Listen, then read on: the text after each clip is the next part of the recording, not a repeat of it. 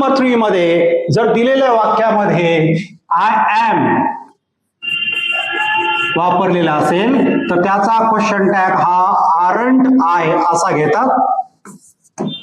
आणि जर दिलेल्या वाक्यामध्ये विल हे सहाय्यकारी क्रियापद वापरलेलं असेल आणि ते होकारवाचक असेल तर त्याचा क्वेश्चन टॅग हा ओंट घेतात. पाहूया काही एक्झाम्पल. नंबर 1, जर सेंटेन्स असेल I am your great grandpa,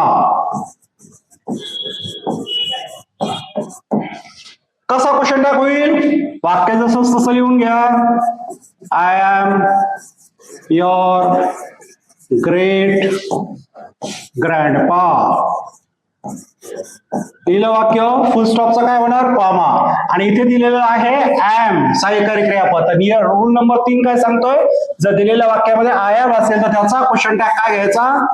aren't असा घ्यायचा. आरंट आय या पद्धतीने याचा क्वेश्चन टॅग होईल.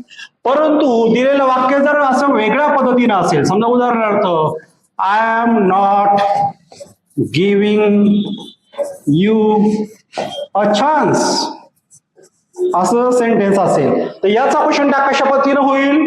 हे पहा, इथे ऑलरेडी नॉट आलेलं आहे, त्यामुळे याचा क्वेश्चन टॅग घेत असताना सेंटेन्स पहा कशा पद्धतीने तयार होणार? I am not giving you a chance, full स्टॉपचा काय होणार? कॉमा. आणि क्वेश्चन टॅग होणार एम आय. का? कारण की दिलेलं वाक्य काय आहे? नेगेटिव्ह आहे. क्लिअर? त्याच पद्धतीनं जर दिलेल्या वाक्यामध्ये विलचा वापर केला असेल, समजा उदाहरणार्थ तुषार विल हेल्प यू, सेंटेन्स असेल तुषार विल हेल्प यू, तर या प्रकारचं असलेले जे सेंटेन्स आहे याचा क्वेश्चन टॅग काय होणार?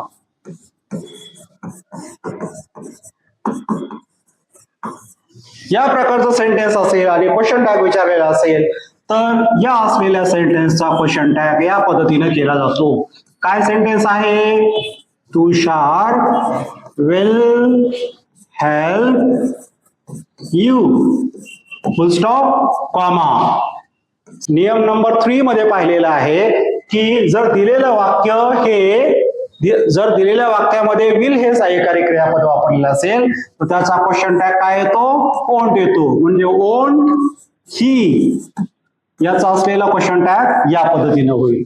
परंतु जर दिलेल्या वाक्यामध्ये या पद्धतीने सेंटेन्स असेल, सेम प्रकारचं वाक्य घेऊया, तुषार विल नॉट हेल्प यू.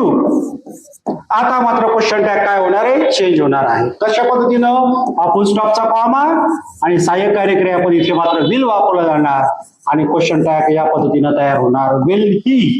का? दिलेलं वाक्य काय आहे? नेगेटिव्ह आहे म्हणून. क्लिअर? पाहूया रूल नंबर 4.